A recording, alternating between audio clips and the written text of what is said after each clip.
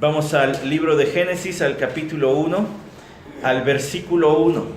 La semana pasada le di una introducción teológica al libro de Génesis. Era inevitable. No podíamos entrar de lleno a este primer versículo sin entender quién lo escribió, por qué lo escribió, cuándo lo escribió, y algunas otras de las particularidades de Génesis que me gustaría recordarle brevemente. El libro de Génesis, como toda la ley, los primeros 5 libros de la Biblia fueron escritos por Moisés. Moisés, el gran siervo de Dios, el líder del pueblo de Israel, él fue el instrumento divino para escribir esto. Eso es importante porque Moisés era un hombre sumamente entendido de cuestiones literarias. Recuerde que él fue estudiado en Egipto. Es como si hoy dijéramos, estudié en una de las universidades más prestigiosas del mundo, como Harvard, Yale o alguna de esas. Moisés había estado allí. Entonces Dios escogió un siervo que él llevó a preparar a Egipto. Mire qué cosas, ¿no? Porque dentro de la providencia y soberanía de Dios, Dios tenía preparado que Moisés fuera a parar allá. Su historia no empezó con una tragedia, estaba dentro del plan de Dios. Y aunque debió haber sido un tiempo muy doloroso para sus padres, él estaba muy chiquito, pero para sus padres desprenderse de él, Dios ya lo había escogido para este trabajo y lo estaba llevando a prepararse para realizarlo. Ser el líder del pueblo de Israel, capacitado en cuestiones literarias. Por eso es que Moisés, inspirado por el Espíritu de Dios, escribe como se escribe la narración. Escribe como se escribe la narración, es decir, las características gramaticales, las palabras, la sintaxis, el orden de las palabras y aún la estructura del libro de Génesis gritan que este es un recuento histórico. No es una alegoría, no es una poesía, no es una etnología, no es una parábola, es un recuento histórico. Y todas sus características literarias lo dicen claramente. No solamente eso, Moisés además era un hombre sumamente, dice la Escritura, manso. Es decir, este hombre amaba a Dios. El Salmo 99 dice que él, junto con Samuel, y Aarón, eran de los hombres que clamaban a Dios y él les respondía. Y a veces hasta con voz audible. Este era un instrumento de Dios. Entonces el libro de Génesis fue inspirado por el Espíritu Santo, pero fue plasmado a través de un hombre con imperfecciones. De hecho, ni entró a la tierra prometida como debió entrar. Pero no entró por desobediente. Sin embargo, era sumamente capacitado para realizar esta obra y también era un hombre sumamente espiritual. Amaba a Dios en verdad. Además, el libro de Génesis tiene una estructura que se puede dividir en 12 partes. Cada vez que usted vea en el libro que aparece, y estas son las generaciones de tal, esa es una nueva marca estructural. Y además la frase, estas son las generaciones de tal o de cual persona, significa que hay una continuidad y que hay un registro histórico. Una parábola no contiene genealogías. ¿Para qué? Si es una historia de la vida cotidiana con alguna aplicación para la vida diaria. ¿Para qué? Pero Dios ha dado palabras y nombres y lugares y fechas para que nosotros sepamos que este es un recuento histórico. Tenía que ser así, y del primer libro de la Biblia y su primer versículo tenían que ser todo un tratado de la persona y del poder de Dios, porque esto sustenta y carga el peso del resto de la Escritura. Es como si invirtiéramos sobre su punta una pirámide de Egipto y todo el peso, todas las miles de toneladas de piedra descansaran sobre la punta. Pues Génesis es esa puntita sobre donde descansa todo el resto de la Biblia. Génesis 1:1 es el versículo que carga todo el resto de la Biblia. Y eso para nosotros nos debe dar mucha seguridad, porque hoy les invito a que veamos la persona y el poder del Creador en un solo versículo, Génesis 1:1. Y a través de este versículo veremos características de Dios que forjen nuestra fe para confiar y servirle. Esa es la aplicación. Vamos a ver características de Dios que forjan nuestra fe para confiar en Él y servirle diariamente. La inmensidad de la profundidad que tiene Génesis nos deja asombrados, pero sobre todo por el Dios del que habla. Dice Génesis 1:1, en el principio creó Dios los cielos y la tierra. En el principio. Pero no es el principio de Dios. Dios no tiene principio, Él es eterno. En el principio quiere decir en el principio de las cosas, en el principio de la materia, en el principio de la historia. Entonces, permítame presentarle primero el versículo 1, explicarle qué habla el versículo 1 y luego desprender de él 5 implicaciones para nuestra vida. Entonces, primero le voy a explicar el versículo y luego le voy a dar el grueso del tiempo esas implicaciones. Entonces dice que Dios creó. Antes de la creación, Dios ya era. No podríamos decir Dios ya existía, porque el verbo existir incluye un principio y un fin. El verbo ser no. Es normal. Cuando decimos, eres muy simpático, no nos referimos a tu fecha de nacimiento y tu fecha de muerte. Pero cuando decimos, Miguel Hidalgo existió, ahora que es mes patrio, entonces estamos implicando que tuvo una fecha de nacimiento y una fecha de muerte. Dios no tiene fecha de nacimiento y no tiene fecha de muerte, por tanto, tenemos que decir Dios es. Dios ya era antes de que el mundo fuera formado. Y la próxima semana que veamos, si el Señor lo permite, el versículo 2, usted va a ver que antes de que esta pelota de tierra rodeada de agua fuera creada, Dios ya había escogido a los creyentes. Recuerda que mencioné esto la semana anterior. Antes de la creación, Dios ya había escogido a los que serían salvos. ¿No dice eso Efesios capítulo 1? Según nos escogió en Él antes de la fundación del mundo. O sea, antes de Génesis 1, Dios en su conocimiento y en su soberanía ya había escogido a aquellos que Él va a salvar. Pero no solamente eso, Dios ya había escogido a Cristo Jesús como el Salvador, dice 1 de Pedro 1:20, que Él estaba preparado desde antes de la fundación del mundo. ¿Para qué? Para ser manifestado en estos últimos tiempos como el Salvador. Entonces, antes de Génesis 1, Dios ya era y Dios ya trabajaba. De hecho, el libro de Apocalipsis reafirma la enseñanza bíblica de que los creyentes hemos sido escogidos por Dios desde antes de la fundación del mundo, cuando dice que Él es digno de recibir toda la gloria, porque además Él ha escrito los nombres de los creyentes en el libro de la vida desde antes de la fundación del mundo. O sea que Dios no estaba inactivo. El principio, cuando habla aquí, Génesis 1:1, el del principio, no es el principio de Dios, Él no tiene principio y final, tampoco es el principio de su actividad, Él ya hacía cosas antes.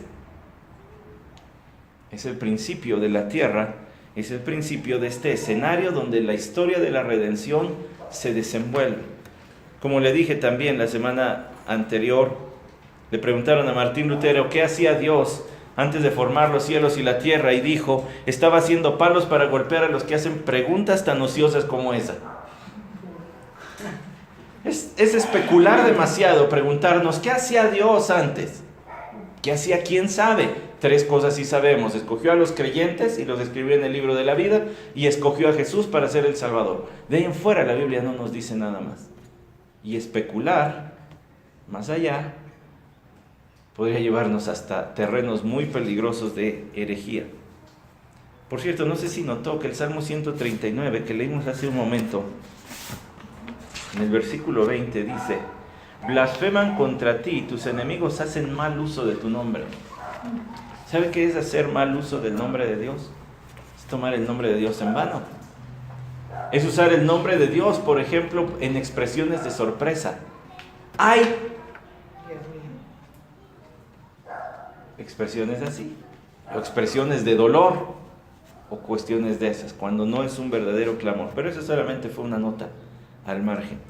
Regresamos a Génesis 1, dice, en el principio creó Dios. Esa segunda palabra en el idioma original, creó, es un verbo que habla de tercera persona en el masculino.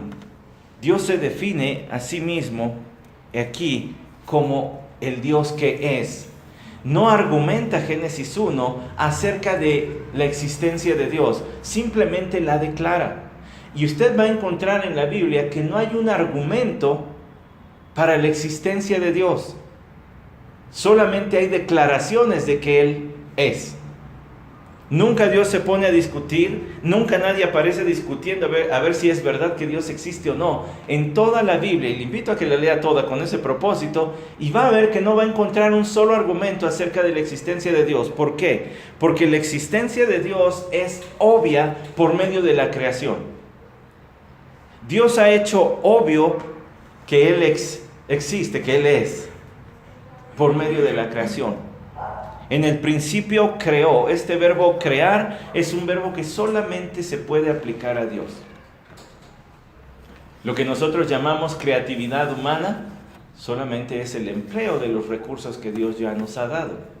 Pero solamente Dios puede ser quien realice el verbo crear. ¿Por qué? Porque solamente Él puede producir de la nada.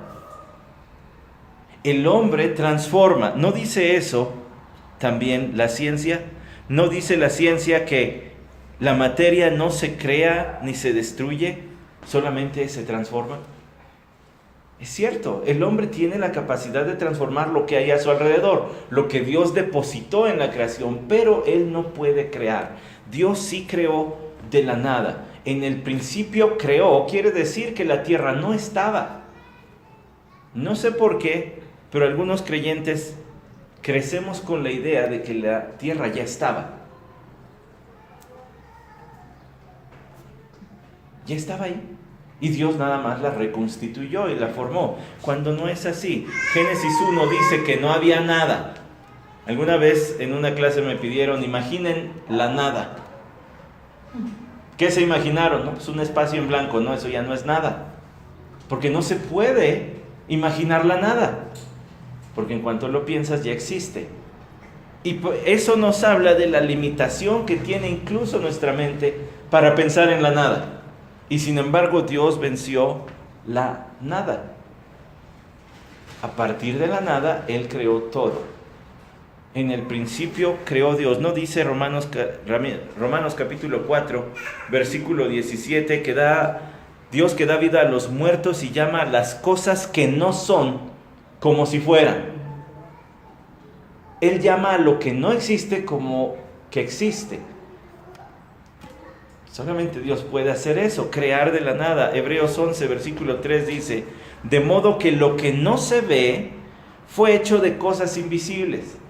Se lo leo completo. Por la fe entendemos que el universo fue preparado por la palabra de Dios. Es lo que dice Génesis. Dios dijo y fue hecho. El universo fue preparado por la palabra de Dios, de modo que lo que no se ve fue hecho de cosas visibles. Dios creó todo a partir de la nada. Es lo que dice Hebreos.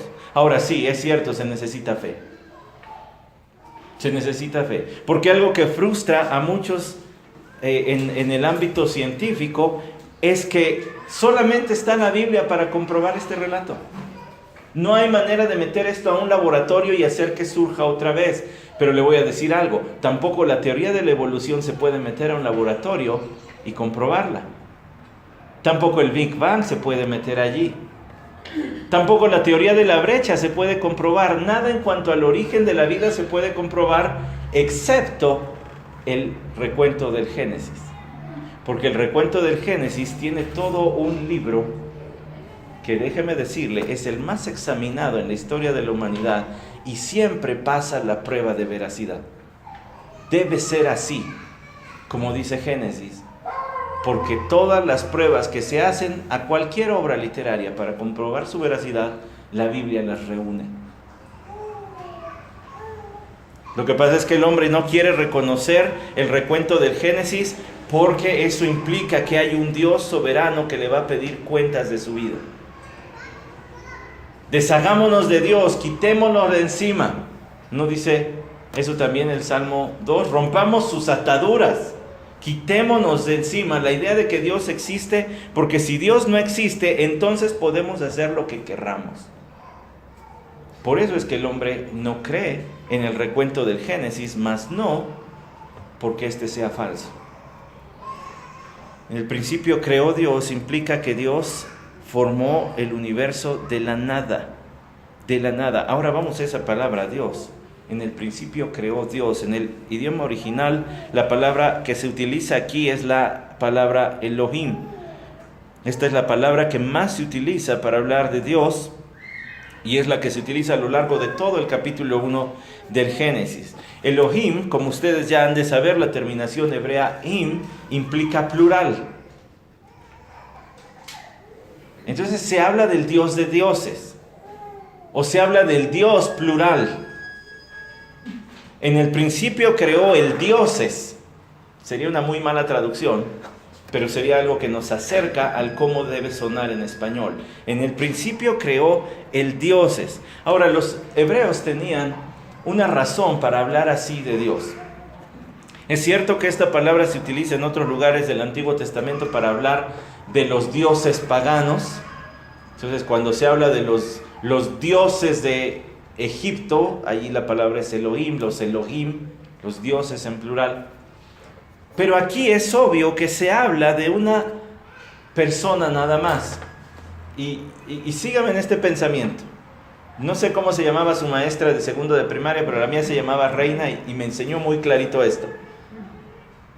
La conjugación del verbo es la tercera persona. Creó. Él. Está hablando de la tercera persona. Yo, tú, él. ¿Cierto? Así se conjuga, ¿no? La tercera persona singular. Él. En el principio, él creó. Y luego aparece Elohim, que es plural. Entonces no podría estar hablando de tres dioses, porque el verbo está en singular, sino que está hablando de un Dios que es tres veces Dios. Es el Dios de dioses, se podría decir. El que está por encima de todos, el que es superior a todos los dioses de todos los pueblos, Él creó. También se ha pensado que Moisés fue llevado a escribir esto porque es una insinuación de la Trinidad. En el principio creó el Dios que es tres dioses, o el Dios que es tres personas más bien. En el principio Él, el que comparte la misma sustancia, pero es tres personas diferentes. El que es tres personas, pero es el mismo Dios eterno. Él creó los cielos y la tierra. Ahora recuerde por qué Moisés estaba escribiendo esto. Bajo la inspiración del Espíritu Santo, Moisés escribió esto porque el pueblo de Israel ya había salido de Egipto y se estaban preparando para ir y conquistar la tierra de Canaán. Este es el Dios de vuestros padres. Este es el Dios que los sacó de Egipto. Este es el Dios que nos dio su ley. Este es el Dios con el que yo hablo. Este es el Dios que les ha dado comida, maná, en medio del desierto. Él es el que creó los cielos y la tierra. Pueblo de Israel, tienen que creer porque Él les va a dar la tierra prometida. El libro de Génesis, desde su primer versículo, constituiría una base para la fe del pueblo judío, y esto les llevaría a obedecer en confianza, sabiendo que el Dios que creó los cielos y la tierra es capaz de introducirles a un pedacito de tierra, y que es capaz también de sostenerles frente a los enemigos en la guerra, y que es capaz de darles todo lo necesario, porque Él creó todo. Ahora déjeme transportarlo eso a nosotros. Nosotros también deberíamos confiar así con este solo versículo. Si el Señor nos diera el Evangelio de Cristo Jesús, si el Señor solamente nos diera el mensaje de salvación a través de la fe en Cristo Jesús y nos rescatara, y luego como revelación solamente nos diera Génesis 1:1, eso debería ser suficiente para impulsarnos a una confianza y obediencia permanentes. Si Dios nos salvara por la fe en Cristo Jesús, y siendo salvos nos dijera, no necesitas toda la Biblia, te voy a dar un solo versículo, aquí está, es Génesis 1:1. Eso debería ser suficiente para impulsarnos a la fe y a la obediencia. Por la declaración de tanto poder, en el principio creó Dios, el único y verdadero Dios, los cielos y la tierra. Cuando habla de los cielos, es probable que se esté refiriendo al espacio. No piense en estrellas, no piense en planetas, porque esos vienen después, en la creación. El espacio, todo vacío. Aquí se debería entender solamente como cielos. Hasta el cuarto día llegan los planetas, estrellas y demás. La palabra utilizada allí es la palabra shamayim, donde sham quiere decir allí y mayim quiere decir aguas. Quizá es una palabra antigua para referirse a la relación que existía entre el agua y el cielo. ¿No lee usted en el libro de Génesis, en el capítulo 6, que Dios abrió las bóvedas de los cielos para inundar la tierra y abrió el abismo? Entonces en el diluvio lo que sucedió es que Dios dejó caer el agua, la capa de agua que protegía a la tierra, y abrió la que estaba abajo, y entonces vino el diluvio.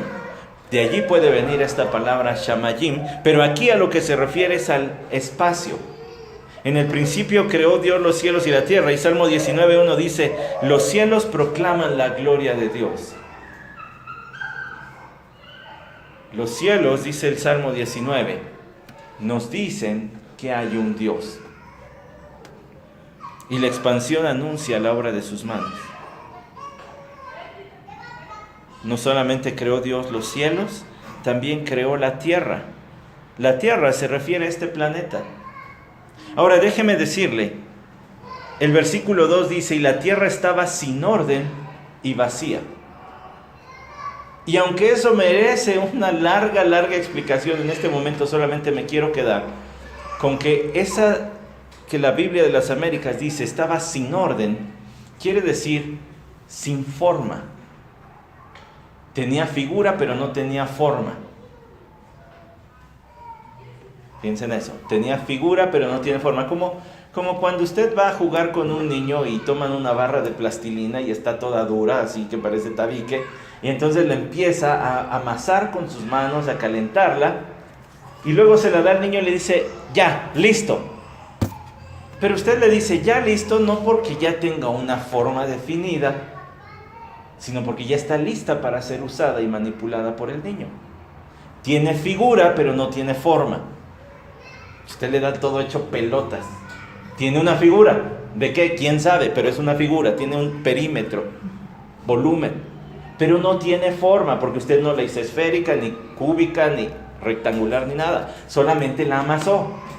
Pues en Génesis 2 nosotros encontramos que la tierra no tenía forma. Dios no creó inicialmente la tierra esférica. Dios hizo la tierra. ¿Qué figura tenía, pastor? ¿Quién sabe? Pero en el versículo 2 Él la hace esférica. Es algo que le explicaré la próxima semana, hoy no. En el versículo 2 Él la hace esférica. En el principio creó Dios los cielos y la tierra, es decir, creó el espacio, el hueco, bastante grande el hueco, y luego creó la tierra. El planeta más viejo de todo el universo es entonces la tierra. Fue el primer creado, y los otros llegaron 4 días después. Estamos viviendo en el planeta más viejo. En el principio creó Dios los cielos y la tierra, y de esa manera, en 7 palabras en el idioma original, en 10 palabras en la Biblia de las Américas, usted tiene relatado el primer milagro de la historia. Dios creó a partir de la nada. Y no se vaya con la idea, como algunos proponen, incluso algunos cristianos, que quieren mezclar el creacionismo bíblico con la evolución, y no crea que esto sucedió en periodos de miles de años, y que cuando Génesis dice, y fue así el primer día y el segundo día, cada uno de esos días representan eras geológicas, porque ninguna era geológica se mide por sucesión de día y de noche. Eso quiere decir un solo día. Dios hizo todo esto en menos de un día. Porque aquí no ha acabado el primer día, ¿ya vio? El primer día acaba hasta el versículo 5. Y este es el mayor despliegue de poder, porque dentro del resto de la historia de la redención, todo se va a llevar a cabo en este escenario. Dentro de la creación. Si usted entiende y cree Génesis 1:1, no es difícil entonces creer que Dios le haya dado maná a su pueblo en medio del desierto, ni que les haya sacado agua de una piedra. Bueno, no me lo va a creer, pero yo era tan inocente o tan tonto, no sé cómo lo quiere usted ver. Yo era tan inocente o tan tonto que yo pensaba que las piedras tenían agua adentro, porque desde niño me habían contado la historia de Moisés sacándole el agua a las piedras. Entonces yo decía, las piedras tienen agua adentro. Bueno, gracias a Dios creía lo que dice la Biblia y lo sigo creyendo. Pero ahora veo que eso era un milagro. Pero este milagro es el que provee el escenario para todos los demás milagros.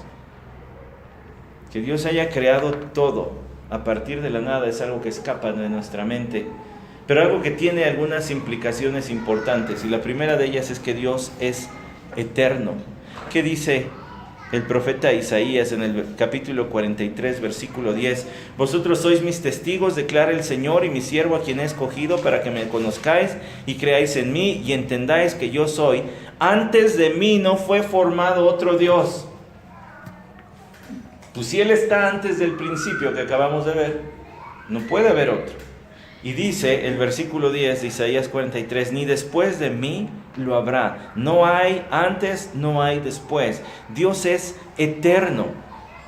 Y entonces, como sus seres antes de la creación, como su persona y su carácter ya eran antes de la creación, nada de lo que sucede dentro de la creación le puede alterar.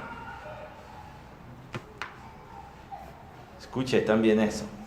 Como Él es antes de la creación, nada de lo que sucede en la creación le puede alterar. Sí, Él interactúa con su creación, expresa su aprobación, desaprobación, su beneplácito, su ira, con muchas cosas que hacen los hombres. Sin embargo, eso no cambia su carácter. Y es a lo que me refiero. Su carácter jamás va a cambiar. Voy a poner un ejemplo y es muy limitado. Y espero que sea claro, pero no quiero asumir nunca jamás el papel de Dios. Pero hace años mi esposa me regaló un hormiguero, cuando todavía me caían bien las hormigas, antes de que descubriera que son carroñeras. Me regaló un hormiguero y entonces lo que hice fue pues seguir las instrucciones, preparar el gel, que se van comiendo y van haciendo sus túneles. Y una vez que estuvo listo, meter 2 hormigas. Qué fácil para mí hubiera sido tomar todo el hormiguero y sumirlo en el agua y acabar con las hormigas. Si ellas comían o no, pues para mí era interesante ver lo que hacían, pero en realidad no me afectaba. Si dormían o no, pues no tiene nada que ver con mi vida. Dios es eterno y lo que sucede en su creación no cambia su carácter. Él siempre va a ser el mismo. Abraham dijo que Dios es eterno. Moisés dijo, desde la eternidad y hasta la eternidad tú eres Dios. El Apocalipsis 4:8 dice, el que era, el que es y el que ha de venir. En el Apocalipsis 21:6 dice, yo soy el alfa y la omega. Dios es el mismo siempre. Dios es eterno. Ahora déjeme guiarle a lo siguiente. Si Dios es eterno y lo que sucede en su creación no le afecta, no le transforma, entonces además de ser eterno es inmutable. No cambia. Santiago 1:17 dice que en Dios no hay cambio ni sombra de variación. Hebreos 13:8 dice que Jesucristo es el mismo ayer y hoy por los siglos. Y Hebreos 9:14 dice que es el Espíritu eterno. Padre, Hijo, Espíritu Santo son eternos y no cambian. Génesis 1 incluye eso. Si Dios estaba en el principio, antes de la tierra, antes de los cielos, entonces Él es eterno. Y si Él es eterno, entonces es inmutable. Y si es inmutable, usted y yo tenemos una gran noticia. Porque lo que Él ha dicho que va a hacer con nuestro pecado, lo va a sostener. Y eso es dejarlo en la cruz de Jesús. Si Él ha dicho que nos va a acompañar todos los días de nuestra vida, nunca se va a retractar. Usted nunca va a estar solo. Usted nunca se va a encontrar desamparado. Parece paradójico que Dios, siendo eterno, demande el servicio de criaturas tan efímeras y tan frágiles como son los hombres. ¿Por qué un Dios eterno habría de ser alabado durante 30, 40, 50, 100 años por una boca? ¿Qué bien le puede hacer su alabanza o la mía a este Dios que es antes de la creación? ¿Qué le puede aportar?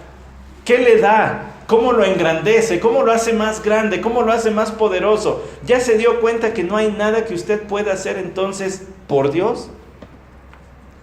Al contrario, la alabanza es para su provecho y mi provecho. Es para que la grandeza de Dios se amplíe en nuestra mente y podamos vivir en paz, en una mayor paz que ayer. Es para que nuestra fe se haga más fuerte y podamos obedecer con más valor que ayer. Pero si Dios es eterno y si Él formó todo lo que existe y si Él es inmutable, entonces no nos necesita ni a usted ni a mí. Pero voy a hablar de eso en un momento más. Además, si Dios es antes de todo lo creado, entonces Él es infinitamente más valioso que la creación. Si no ha ido al Museo Soumaya, va a tener que darse ese recorrido. Y va a tener que ir a recrearse la vista en obras que sinceramente yo no pensaba ver algún día en mi vida, pero ahí están. Y tendrá que ir a ver los cuadros, por ejemplo, de Van Gogh, el pastor de Van Gogh. Si yo tuviera un cuadro de Van Gogh, tendría muchísimo dinero. Porque si lo vendo, me darían una super cantidad. Pero ¿qué es más valioso? ¿Tener un cuadro de Van Gogh o tener a Van Gogh? Si tengo a Van Gogh pintando cuadros para que yo los venda, pues tengo muchísimo más dinero. ¿Sabe cuál es lo curioso? Que aunque ese ejemplo también es limitado, hay muchos que hacemos eso con Dios. Cambiamos al Creador por la creación. Si fuera Van Gogh, preferiríamos a Van Gogh, pero como solamente es Dios, preferimos la creación. Y entonces, en vez de preferir a Dios, preferimos la riqueza que Él ha sembrado en este mundo, preferimos las instituciones que ha dejado en este mundo, anteponemos las cosas que Él ha formado. ¿Me explico? Entonces preferimos mejor trabajar unas horas extras a ir a mi casa y tener un culto familiar con mi familia. Preferimos a lo mejor a mi cónyuge, me deleito, pero no utilizamos nuestro matrimonio para la gloria de Dios y para sus propósitos. Preferimos la creación antes que a Dios. Preferimos lo que Él creó antes que al Creador. Y así nos unimos a aquellos que habla Romanos 1:23 y dice: y cambiaron la gloria del Dios incorruptible por una imagen en forma de hombre corruptible, de aves, de cuadrúpedos y de reptiles. Porque voy a decirle, cuando usted le da el valor de Dios a las cosas que están en la creación, entonces ya hizo un ídolo de ellas. Para usted son su Dios. Llámese trabajo, llámese matrimonio, llámese riqueza, llámese descanso, llámese placeres, llámese relaciones, personas, amigos, etc. Usted ha cambiado la gloria del Dios incorruptible por el hombre y la creación cuando prefiere las cosas antes que al Creador. Siendo el Creador de todo lo que existe, Dios es superior a toda su creación, que dice el Salmo 24:1. De Jehová es la tierra y todo lo que hay en ella, el mundo y los que en él habitan, porque Él la fundó sobre los mares y Él la asentó sobre los ríos. Dios es superior infinitamente a su creación porque Él la creó. No hay punto de comparación. Ahora, algo al respecto. Entonces, ¿cómo debemos relacionarnos con la creación? ¿Cómo puedo no hacer, o más bien, cómo me abstengo de hacer de mi cónyuge mi ídolo, o de mi trabajo, o de mis vacaciones, o del dinero, o de los placeres de este mundo en toda su gama? Bueno, dice 1 Timoteo capítulo 4, versículo 3, que habrá hombres engañadores que prohibirán casarse y mandarán abstenerse de alimentos que Dios ha creado para que con acción de gracias, primera vez que aparece, participen de ellos los que creen y que han conocido la verdad, porque todo lo creado por Dios es bueno y nada se debe rechazar si se recibe con acción de gracias. La creación de Dios es buena y Dios la ha dado y nos ha puesto aquí para que disfrutemos de ella, tanto de un matrimonio como de unas vacaciones, pero que en todo ello debemos darle gracias. Debemos recibirlo con gratitud. Ahora, el disfrute de la creación debe ser también dentro de los parámetros de Dios, porque hay forma también de abusar de la creación y abusar de aquello que Él nos da. Por eso debe ser conforme a los parámetros que Dios ha establecido. Pero Dios nos ha dejado en esta creación que Él hizo para que la disfrutemos.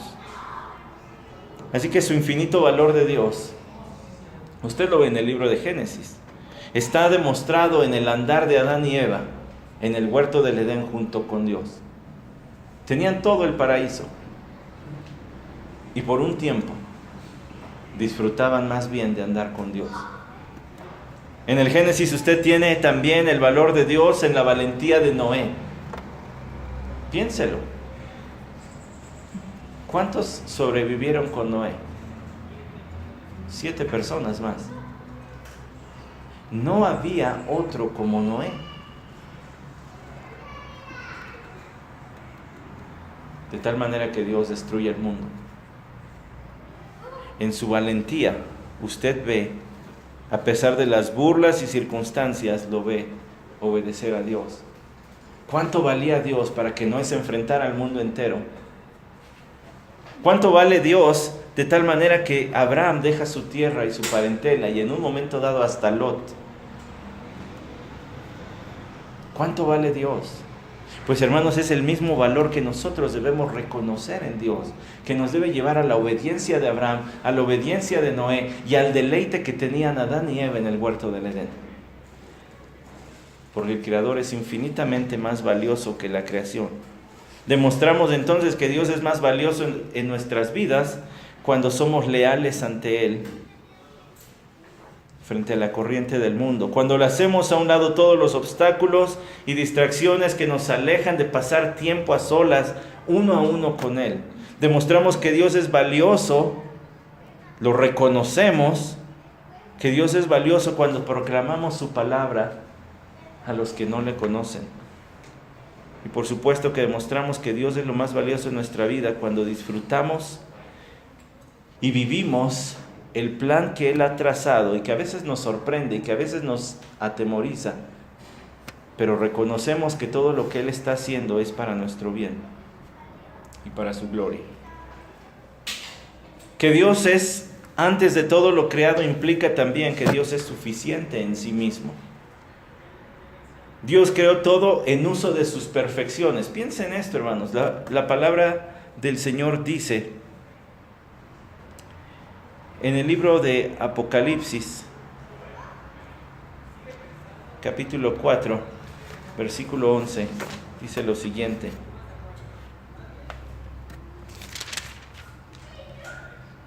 digno eres, Señor y Dios nuestro, de recibir la gloria y el honor y el poder, porque tú creaste todas las cosas y por tu voluntad existen y fueron creadas.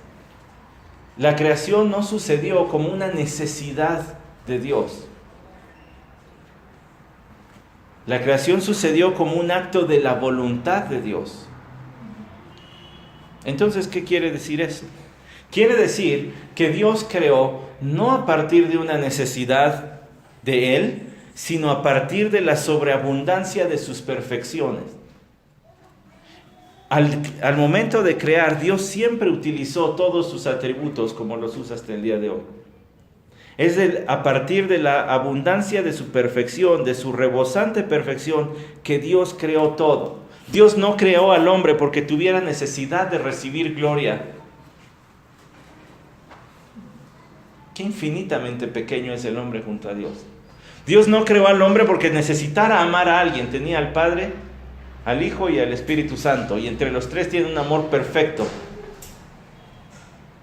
No necesitan el amor imperfecto de los hombres. Dios no necesita de alimentos y no necesita renovar sus fuerzas. Dios es suficiente. Dios creó por la abundancia de su poder y Él es suficiente. Dios no tiene necesidad de reponer sus fuerzas por medio del descanso, ni a través de la comida, ni del agua. El Salmo 121:4 dice: aquí no se adormecerá ni dormirá el que guarda a Israel. Ahora, yo sé que va a decir: ¿y entonces el Señor Jesús?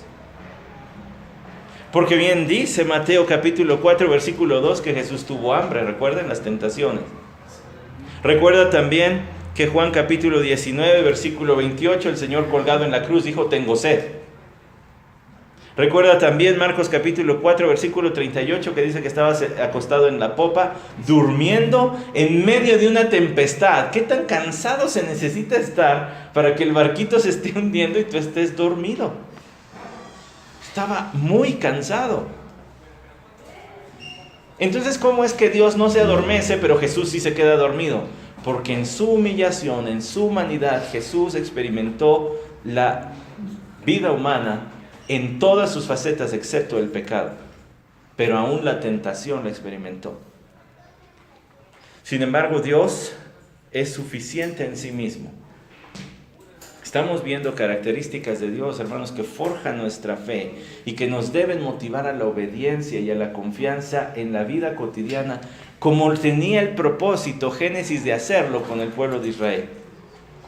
Y ya le mencioné que Dios es eterno, y ya le mencioné que Dios es infinitamente valioso, y le estoy diciendo que Dios es suficiente en sí mismo. De su suficiencia creó, y por su suficiencia sostiene todo lo que existe. Dice Génesis 1:16 que Él creó las grandes lumbreras. Proverbios 34 dice que Él recogió los vientos en sus puños. La fuerza eólica, la fuerza del viento, que usted y yo hemos visto, atestiguado, quizá con nuestros propios ojos o por lo menos en la televisión, la potencia que tiene el viento, dice Dios, la recoge en su mano. Ahora, Dios es espíritu, no tiene mano. Lo que quiere decir es que Él tiene poder absoluto sobre el viento. El hombre no puede controlar eso. Y Dios lo controla perfectamente. Es más, fíjese este texto, Job capítulo 28, versículo 25, dice: cuando Él dio el peso al viento y determinó las aguas por medida. Job 28, 25. Dios le dio peso al viento. ¿Y sabe cuánto pesa el viento? 1 kilogramo sobre centímetro cuadrado. Es la presión atmosférica, ese es el peso. Y Dios se lo puso. Dios lo determinó y lo fijó. Job ya hablaba de eso, y eso que es el primer libro escrito de la Biblia. El que hizo la tierra con su poder, dice Jeremías 10:12. Ahora, Dios es tan poderoso que no solamente sostiene las cosas funcionando, sino que Él puede detenerlas. Lo que el hombre no puede hacer, el hombre no puede aumentarle la temperatura al sol ni se la puede disminuir. Se puede proteger de él, pero no afecta al sol. Solo lo que hace es crear una capa para él. Llámese techo, techumbre, lo que sea. Pero Dios sí puede no solamente sostener las cosas en funcionamiento. Dios es tan poderoso que además de sostener puede retraer el funcionamiento de las cosas. Por ejemplo, Nahum 1:4 dice: Él reprende al mar y lo hace secar y todos los ríos agota. ¿No le recuerda eso Éxodo? El paso del Mar Rojo. ¿No le recuerda el libro de Josué secando el río Jordán? Todos los ríos van hacia el mar y el mar no se llena. Al lugar donde los ríos fluyen, allí vuelven a fluir, dice Eclesiastés 1:7. Y eso habla del ciclo del agua. Y la Biblia ya lo decía porque su creador ya lo conocía antes de que el hombre lo descifrara. Por eso dice, todos los ríos van hacia el mar y el mar no se llena. ¿Cuándo ha visto que el mar se desparrame? ¿Quién controla la cantidad que debe haber en el mar y la que debe haber en las nubes para mantener el equilibrio? Dios, dice Eclesiastés. Es el ciclo del agua. Al lugar donde los ríos fluyen, o sea, al mar, allí vuelven a subir. ¿Dónde se evapora la mayor cantidad de agua? Pues en el mar. Si usted ha ido, ha visto que amanece todo brumoso. Conforme el pasa el día, se vuelve a evaporar. Ya no hay, se hace todavía más fino. Y luego por la tarde vuelve a caer la bruma. Es así. ¿Quién controla eso? Dios, lo dice Eclesiastés. Josué le dijo, dice, fíjense, esto es interesante. Josué 10:12 dice, entonces Josué habló al Señor, no le habló al sol, en el día que el Señor entregó a los amorreos delante de los hijos de Israel, y dijo en presencia de Israel, sol, detente en Gabaón. Era un clamor a Dios, Señor, detén al sol en Gabaón, y tú luna en el valle de Ajalón. Y entonces se chutaron a sus enemigos. ¿Quién puede detener la rotación de la tierra sobre su eje? Pues solo Dios. Solo Dios.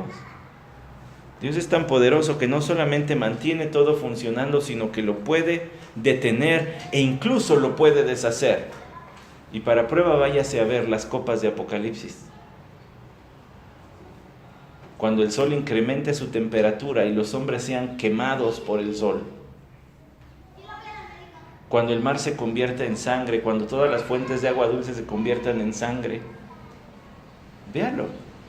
Ese es el Dios que es suficiente en sí mismo. Ahora, hermanos, si Dios es tan suficiente en sí mismo, no hay manera de que le extorsionemos o le obliguemos a hacer algo. ¿Qué le puede dar a Dios que le atraiga para entonces sacarle provecho? Si Dios es suficiente en sí mismo, entonces nuestra oración debiese cambiar.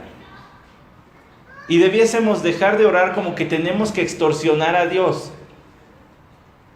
Y como que hay que rogar con una voz lastimera. Porque si no, Dios no nos escucha. No, bueno, hay ocasiones en que nos gana el sentimiento, eso me queda claro. Pero hay quienes sistemáticamente oran con voz lastimosa, como si eso atrajera el favor de Dios. No es así. Usted no puede extorsionar a Dios. Usted no puede darle algo a cambio a Dios por uno de sus favores o bendiciones. Él es suficiente en sí mismo, se basta. No lo creó a usted para que le llene una necesidad. Lo creó a usted para llenarle a usted todas sus necesidades.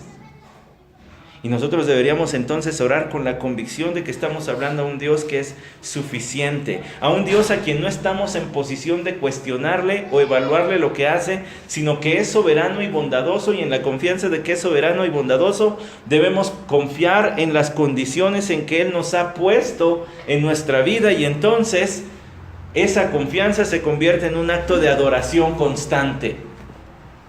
Porque yo sé que mi Dios es bondadoso y soberano y Él tiene cuidado de mi vida.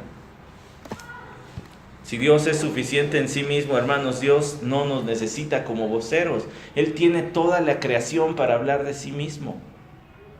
El hecho de que nos mande a predicar el Evangelio no es una necesidad en Dios. Él podría enviar ángeles, y lo hará en el Apocalipsis, enviará a un ángel a predicar el Evangelio, pero no implica que nos necesite, sino más bien nos da la oportunidad de hablar como embajadores suyos, predicadores, sacerdotes y pueblo santo, para que demos a conocer las virtudes del que nos llamó de las tinieblas de su luz admirable. ¡Qué inmenso privilegio tenemos! Porque Dios no nos necesita. Dios es suficiente. Él creó todo. Si Dios es suficiente, no nos necesita ni para darle gloria. Y en un juego de palabras que me armé, somos nosotros los que necesitamos darle gloria a Él, y debemos darle gloria aún por dejarnos darle gloria. Nosotros necesitamos darle gloria, y nosotros deberíamos darle gloria aún por darnos el privilegio de darle gloria. Pero no, Él no nos necesita.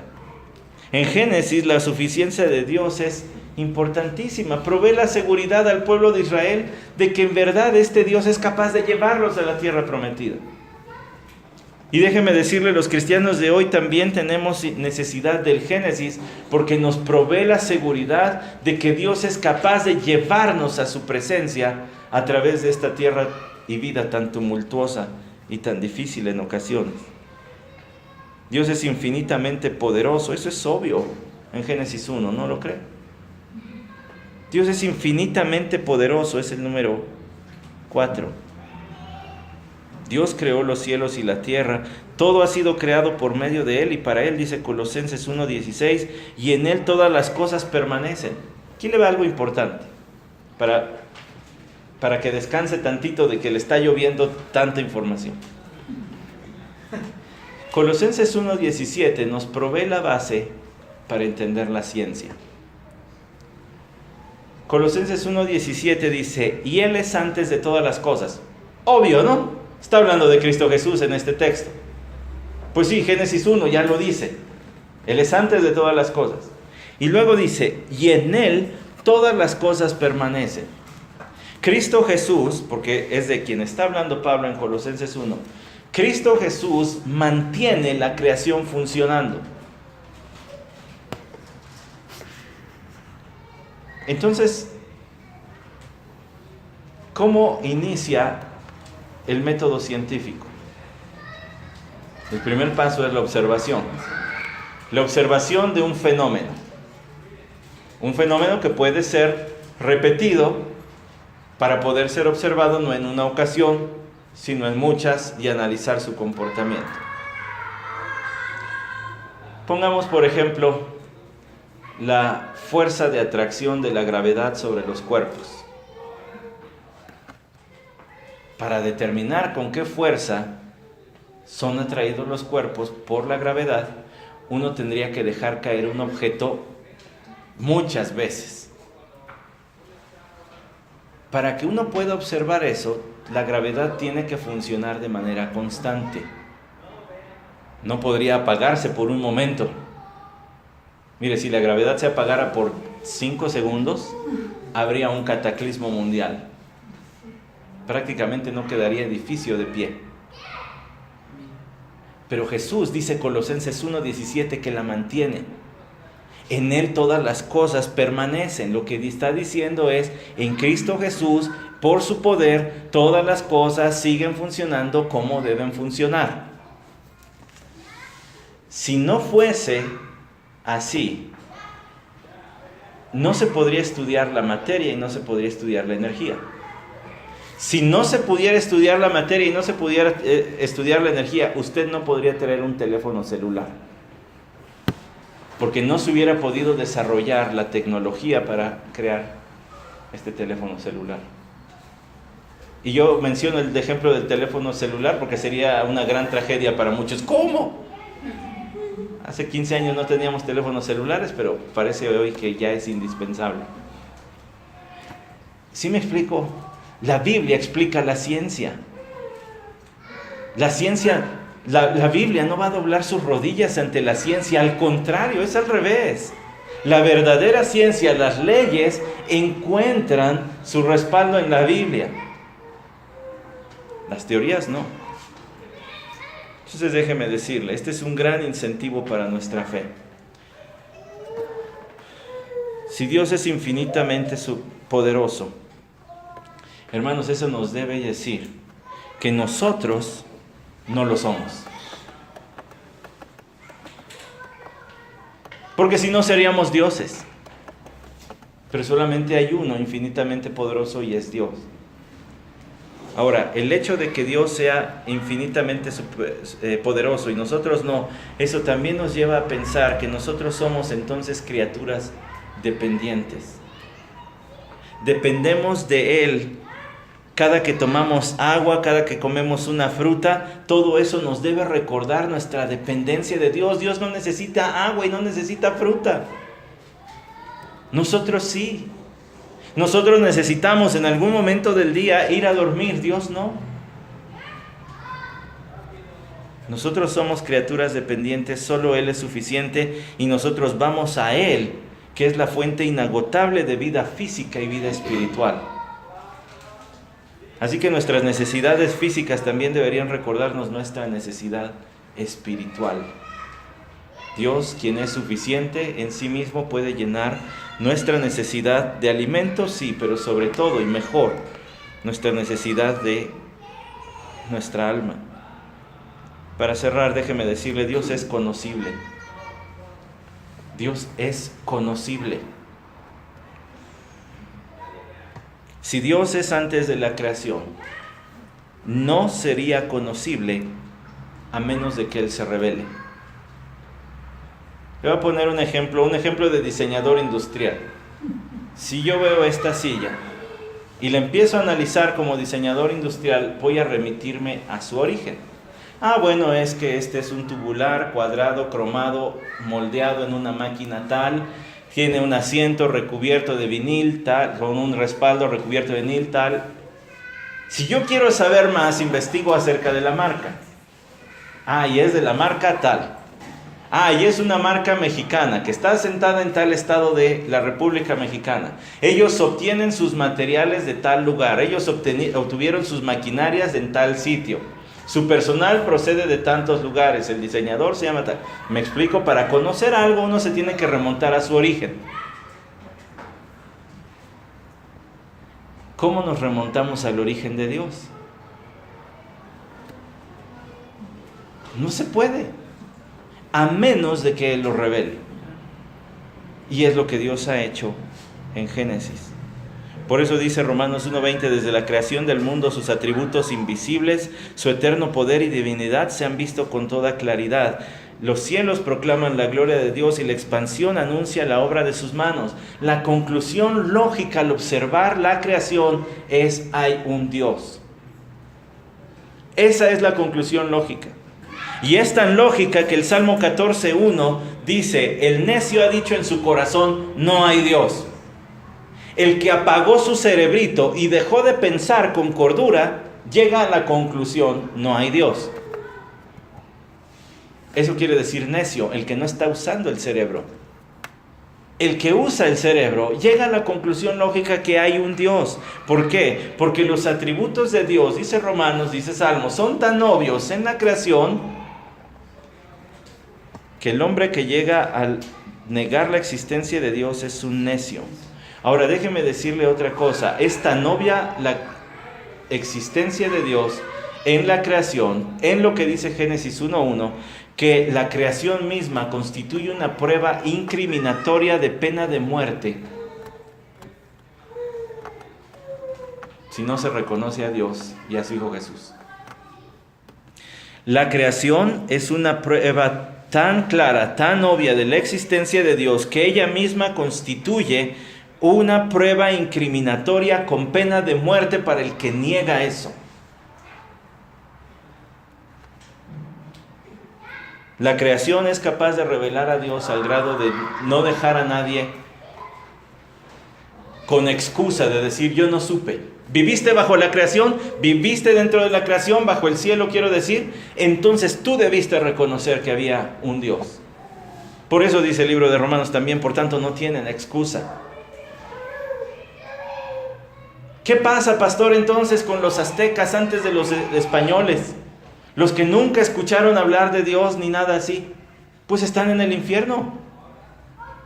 Si no reconocieron al único creador, y no lo reconocían porque tenían un montón de ídolos y de dioses, pues están en el infierno, donde les compete estar y donde deben estar por no haber reconocido al Dios de Génesis 1:1, a la persona y el poder de Dios en Génesis 1:1.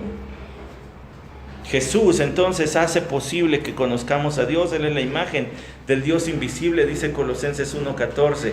Él es el resplandor de su gloria y la expresión exacta de su naturaleza, dice Hebreos 1:3. Así que Dios nos ha dado la creación y luego ha enviado a su Hijo Jesucristo para hacer conocido su nombre. Sería para el hombre imposible descifrar a Dios si Dios no se hubiera revelado por medio de la naturaleza y si Dios no se hubiera revelado en su Hijo Jesucristo. Pero hay algo más. Dios se ha revelado en su palabra. Deliberadamente Dios no formó la creación para que dejara ver todos sus atributos, sino que reservó parte de su persona para ser revelada en Jesús. Y por la Escritura, entonces entendemos completamente el carácter de Dios en la naturaleza y en Cristo Jesús. La intimidad de la Trinidad entonces sería impenetrable para el hombre si no fuera porque Dios se reveló en la naturaleza, en Cristo Jesús, y luego lo plasmó en la Biblia. No podríamos conocer a Dios si Dios no se hubiera revelado a nosotros. Por eso dice el Salmo 138, has engrandecido tu palabra conforme a todo tu nombre. Dios le da mucho valor a la Biblia. ¿Por qué? Pues porque Él habla de sí mismo allí. Por eso dice el Salmo 19:7, el testimonio del Señor es seguro. La Biblia da testimonio de Dios. La Biblia dice cómo es Dios. Y Génesis es parte de la revelación divina. Nosotros necesitamos Génesis porque allí encontramos al verdadero Dios. ¿Cuánto Dios ha hecho para ser conocido, hermanos? Nos ha dado la naturaleza, nos ha enviado a su Hijo Jesucristo y nos ha plasmado su palabra inspirada. Él es un Dios que se ha dado a conocer, entonces toma su Biblia, léala, invierte en recursos que guíen su comprensión de la palabra, diccionarios, Biblias de estudio, comentarios bíblicos. Reúnase con los que tienen ese mismo interés, aproveche la tecnología que tiene a su alcance, pero procure conocer a Dios. No hay nada más importante en esta vida que conocer a Dios. Déjame concluir de la siguiente manera. En 1903 murió el científico Herbert Spencer, un científico destacado quien tuvo un gran descubrimiento. Él fue quien se le ocurrió catalogar todo lo que existe en 5 categorías diferentes. Él dijo, todo lo que existe en el universo cae dentro de estas 5 categorías: tiempo, fuerza, acción, espacio y materia. El tiempo, pues es el tiempo, no hay de más. La silla, pues es materia.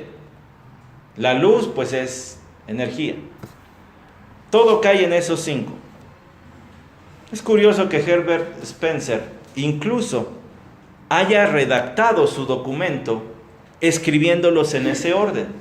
Él dijo, todo lo que existe en la naturaleza, en el universo, cae dentro de tiempo, fuerza, acción, espacio y materia. Qué curioso que lo haya escrito así. Escuche ahora Génesis 1:1 con eso en mente. En el principio, tiempo, Dios, fuerza, creó, acción, los cielos, espacio, y la tierra, materia. Le tomó al hombre 19 siglos después del Señor Jesucristo, más los otros 6 o 4 antes de Cristo. Le tomó al hombre más o menos 6,000 años llegar a la conclusión que Génesis 1:1 ya decía. Así de importante es Génesis 1:1. Así que use sus enseñanzas. Dios es eterno, infinitamente valioso, suficiente, infinitamente poderoso y conocible. Úselas para fundamentar su fe, úselas para compartir su fe, con un solo versículo de la Biblia.